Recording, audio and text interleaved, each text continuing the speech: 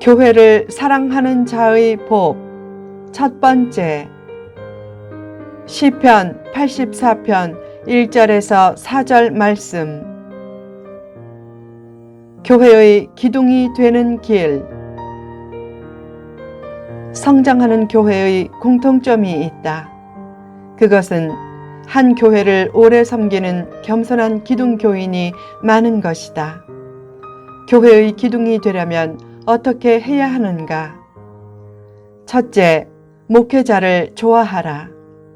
사람 관계가 막히면 은혜의 통로도 막힌다. 특히 목회자와의 관계는 더욱 그렇다. 똑같은 말씀을 들어도 목회자에게 마음이 열리면 은혜도 넘치게 된다. 그래서 마귀는 교회를 멀리하게 하는 제일 전략으로 목회자로부터 마음이 멀어지게 한다.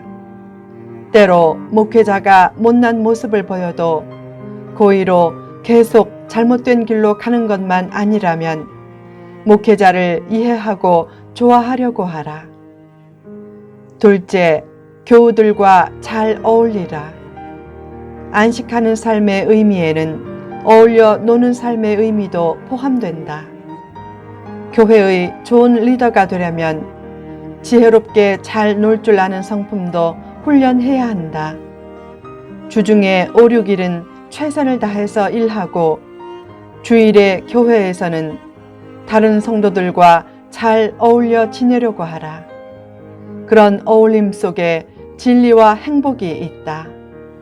또한 그런 아름다운 어울림 속에 하나님의 임재도 더욱 강력하게 나타난다. 셋째, 교회 일에 적극 참여하라. 교회에 대한 진지한 책임감을 느끼고 교회 일이라면 끝까지 남아 처리하고 교회 행사라면 최선을 다해 참석하라. 교회 일은 잘해도 인정받지 못할 때가 많다. 아무리 잘해도 마음에 안 드는 부분이 있고 마음에 안 들어 하는 사람이 있을 수 있기 때문이다. 그러므로 교회 일을 하면서 억울한 평가를 받고 심지어는 비판을 들어도 교회를 위해 일하는 열정만은 잃지 말라. 넷째, 섬겨주는 사람이 되라. 어느 공동체에 가든지 섬길 줄 모르면 그곳의 기둥이 될 수 없다. 얼마나 섬겨야 하는가?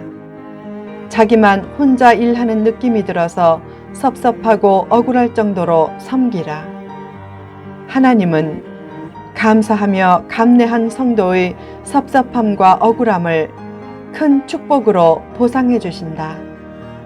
교회 생활을 하다 보면 가끔 문제가 생기기도 한다. 그때 앞장서서 조용히 십자가를 지면서 문제를 해결하려고 하는 사람이 결국은 교회의 기둥이 된다.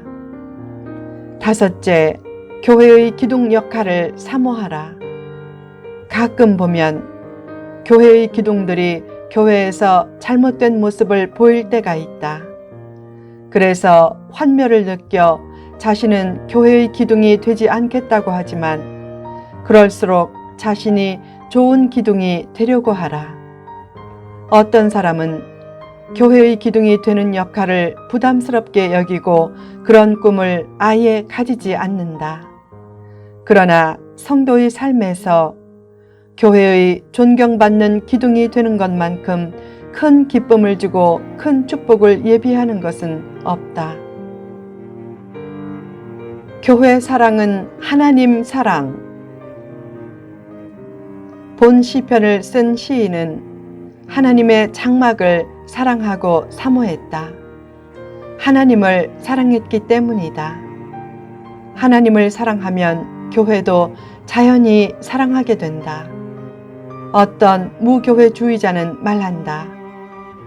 예수는 좋지만 교회는 싫다. 교회가 싫다는 사람들은 교회로부터 마음이 멀어진 나름대로의 여러 이유를 댄다. 예를 들어 어떤 교인들은 교회가 사기업이 아닌데 유산 물려주듯이 자녀에게 물려주는 모습을 보면서 교회의 불행한 역사를 떠올리며 교회를 멀리한다. 가톨릭 교회가 원래부터 신부의 독신 제도를 채택한 것은 아니었다. 가톨릭 교회에서 초대 교황으로 여기는 베드로는 예수님이 그의 장모의 열병을 고쳐준 얘기에서 보듯이 독신이 아니었다. 그러나 성직 매매와 성직 세습으로 교회의 타락이 극심해지자 1139년 라테란 회의에서 성직자 독신 제도를 채택했다.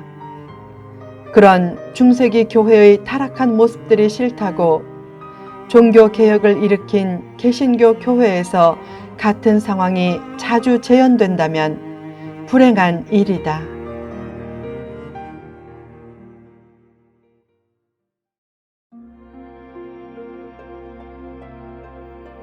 교회 세습에 대해 성도들이 실망하는 마음을 가질 수 있다. 그러나 그런 사례들을 내세워 교회가 싫다고 하지만 사실상 교회의 좋은 면들도 얼마나 많은가. 교회가 싫어진 가장 큰 이유는 교회의 문제점이 많이 보이기 때문이라기보다는 하나님을 향한 내 사랑이 약해졌기 때문이라고 보는 것이 좋다. 교회의 약점과 문제점을 보고 눈물을 흘리며 교회를 더 사랑하고 바른 교회를 만들려고 하나의 미랄이 되는 길이 성도가 추구해야 할 길이다. 어느 날 미국의 한 부인이 광고를 냈다. 남편을 염가로 급히 양도함, 남편의 골프채와 사냥도구와 개도 함께 끼워줌.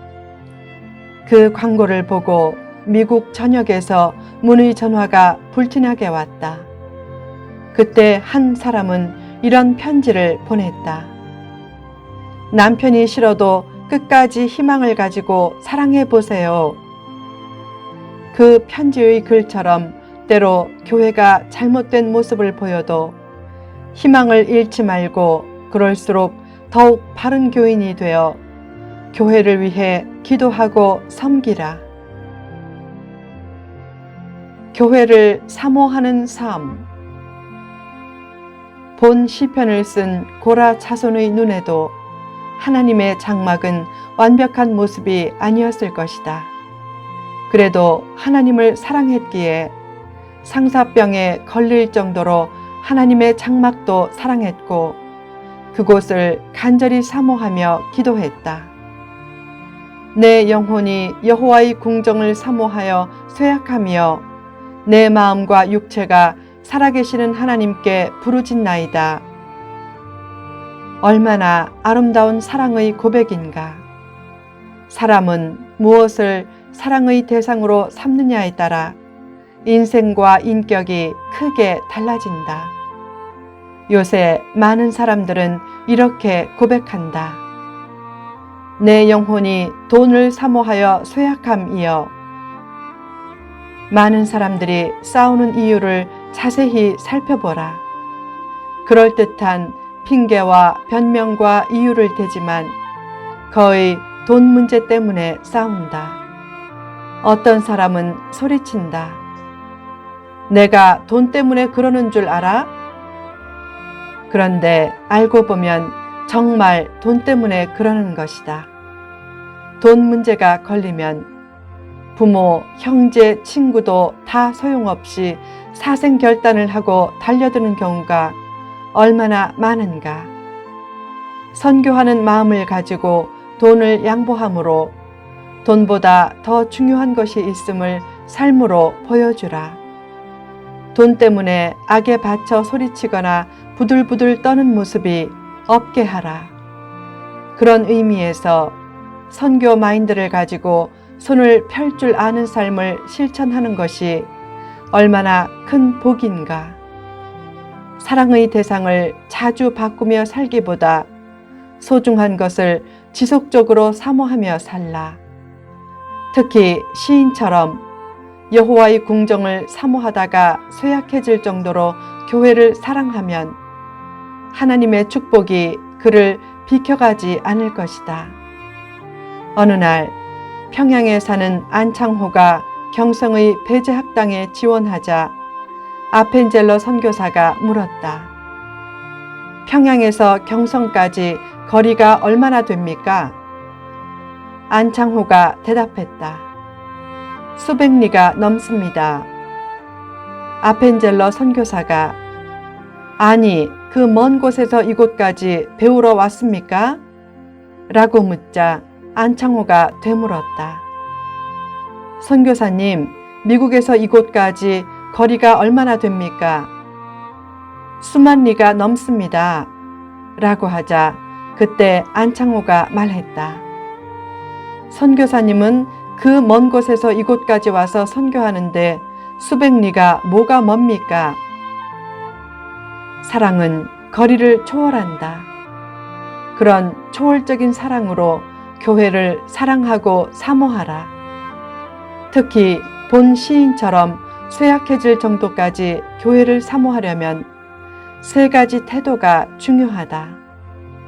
첫째, 예배하는 태도가 중요하다. 최소한 예배 시간만은 간절히 사모하는 마음을 가지고 예배하라. 교회를 사모하는 모습은 예배를 사모하는 모습을 통해 잘 드러난다. 결국 예배의 성공자가 인생의 성공자가 된다. 둘째, 말씀을 받는 태도도 중요하다. 교회를 사모하는 모습은 열린 마음으로 말씀을 잘 받는 겸손한 모습을 통해 드러난다. 초대교회를 보면 곳곳에서 기사와 표적이 많이 생겨서 수많은 사람들이 기적을 체험했지만 그들은 내가 이런 체험을 했어, 이런 은사를 받았어 라고 간증하는데 시간을 많이 쓰지 않았다. 오히려 사도들 앞에서 무릎을 꿇고 간절히 말씀을 받는데 시간을 더 많이 썼다. 얼마나 복된 모습인가. 셋째, 기도하는 태도도 중요하다. 교회를 간절히 사모하면 교회를 생각하며 기도하게 된다. 또한 교회 안에서 기도하는 모습을 통해서도 교회를 사모하는 모습이 잘 드러난다. 그래서 시인은 자기 마음과 육체를 다해 하나님께 기도했다. 그처럼 교회를 간절히 사랑하는 사람은 대개 진실하게 기도하는 사람이다. 후편에 계속됩니다.